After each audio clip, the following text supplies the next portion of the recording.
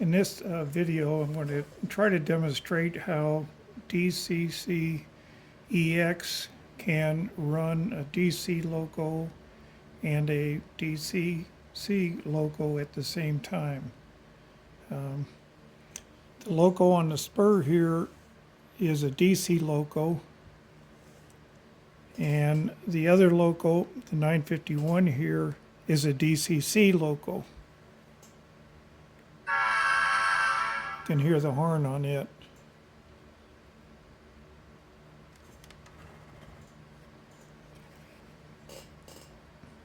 So we'll start the DCC 951 up. And so I've got two throttles. I'm running EngineDriver. To do this, you're going to need EngineDriver on an Android, but you can also do it on a Y throttle. Like my YT throttle will run the same thing, and I can switch using the route command between the different options at DC and DCC plus. If you don't have an Android phone, you could pick up a used one, buy a cheap one. You don't need to have a phone plan, but I'd strongly recommend it because Peter, the developer for it, he, if you notice this little thing here, if we click that, he has created things in EngineDriver just for DCC-EX. Right here is where we can check A track is the one the 951 on, and the B track is the 604 down here. So the 604 track right now is selected for DC. The other track is for DC main. You can also have DC program.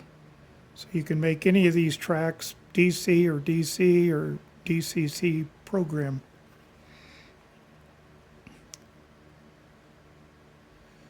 So now I'll run the 604 here. I'll stop it and I'll put it in reverse, and we'll run it back a little ways.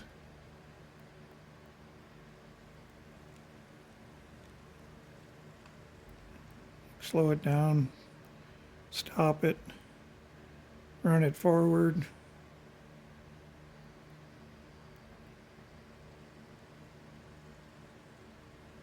So while this is running, 951 is still making laps around the layout.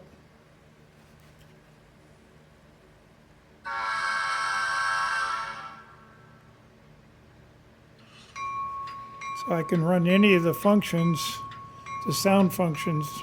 The sound functions is so for the other one over here, the only thing you can do is turn the light off and on because it's a DC loco.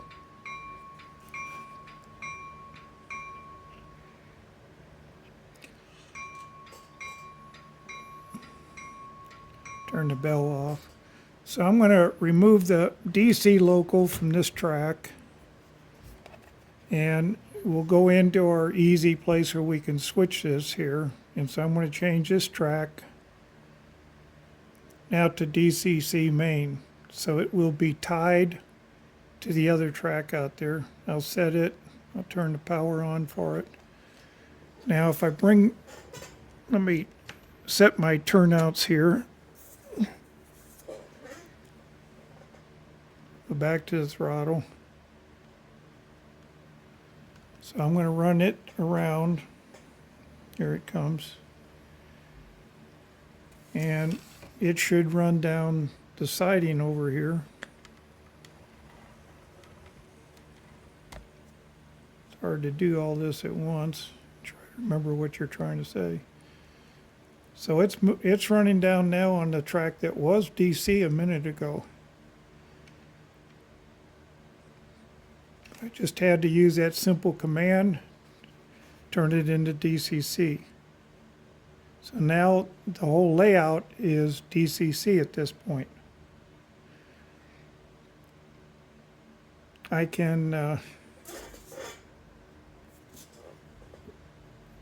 run that engine back here.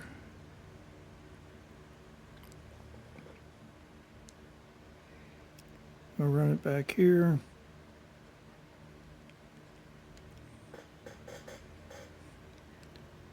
And I'll stop it. And I'll go here and turn the track power off.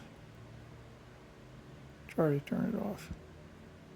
Oh, I need to hit the stop. Okay, track power is off, it's red. So we'll take our DCC engine off.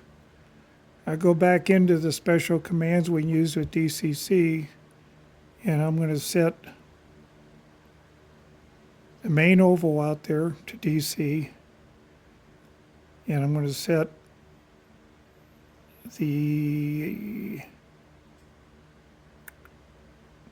so now the spur down here is DC.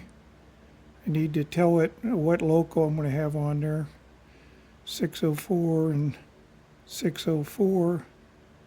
And I'll set that. I'll turn my track power back on. And I'll put the throttle down and put this engine back on the track.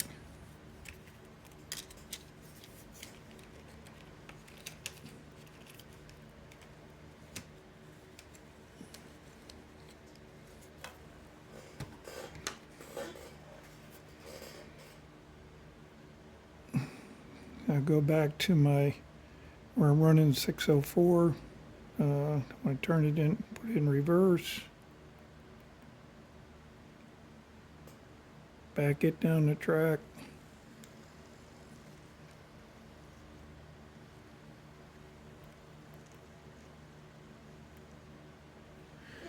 I'll throw my turnout, hopefully. Put it in forward.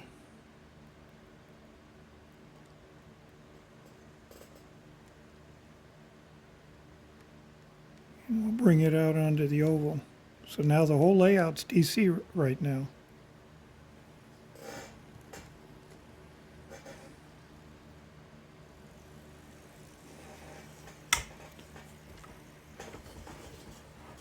So we've gone from running a DC loco along with a DC loco using the same handheld throttle. So I could do the same thing with about any DC, or I'm sorry, not DC, any Wi-Fi throttle, like this YT controller throttle.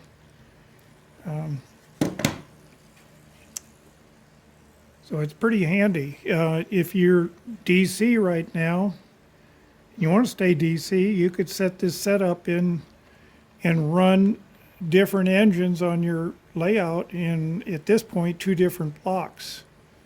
I can add more motor shields for about $10 a piece and have up to 4 motor shields and have up to 8 blocks. And you could be running 8 different locals in 8 different blocks on your DC layout with phone throttles or Wi-Fi throttles like TCU's UWT-50-100. Or if you're going to get into into DCC, you could run a DCC loco in 1 or 2 blocks while you're running your DC locos in the other blocks and slowly convert things over. I've got a lot of DC locos that I'll probably never convert, so my main layout that I'm trying to work on up here and finish, I got track down at the other end and around the other side. But that layout will be 8 blocks, and I'll be able to run DC or DCC in either one for a total cost of about $200.